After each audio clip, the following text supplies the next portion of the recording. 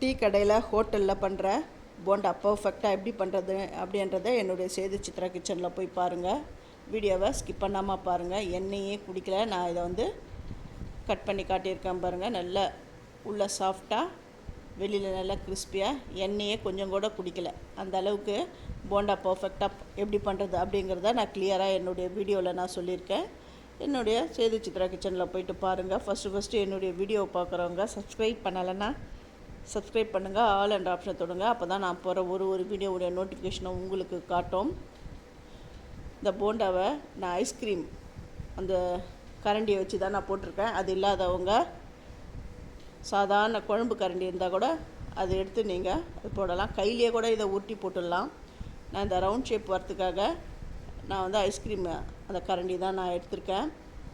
இது எல்லாமே நல்லா பொரித்து நான் உங்களுக்கு எடுத்து காட்டுறேன் பாருங்கள். நல்லா சூப்பரான ஹோட்டல் ஸ்டைல் போண்டா. இதே தட்டி போட்டால் வடை. இதுக்கு சட்னியும் அந்த கோகோனட் சட்னி எப்படி பண்ணுறது, எவ்வளோ டேஸ்ட்டாக பண்ணுறது அப்படிங்கிறதே நான் இந்த வீடியோவில் நான் சொல்லியிருக்கேன். அதையும் நீங்கள் போய்ட்டு பாருங்கள்.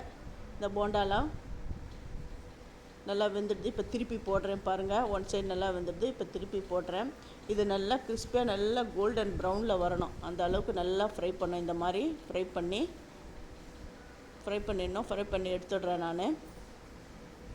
இதை கட் பண்ணால் உள்ளே நல்லா சாஃப்டாக இருக்கணும், வெளியில் நல்லா கிறிஸ்பாக இருக்கணும், எண்ணெய்லாம் குடிச்சிருக்கக்கூடாது. இது எப்படி அரைக்கணும் என்ற மெத்தடையே நான் உங்களுக்கு ஆல்ரெடி நான் சொல்லியிருக்கேன் இந்த வீடியோவில். அதை நீங்கள் போய் பாருங்கள்.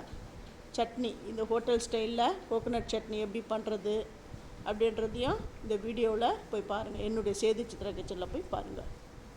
சூப்பரான போண்டா கோகோனட் சட்னி ரெடி ஆகிடுது. இதை நீங்களும் உங்கள் வீட்டில் செஞ்சு பார்த்துட்டு எப்படி வந்ததுன்னு எனக்கு கமெண்ட் பண்ணுங்கள். உங்களுக்கு பிடிச்சிருந்தா உங்கள் ஃப்ரெண்ட்ஸுக்கும் நீங்கள் ஷேர் பண்ணுங்கள். தேங்க்யூ.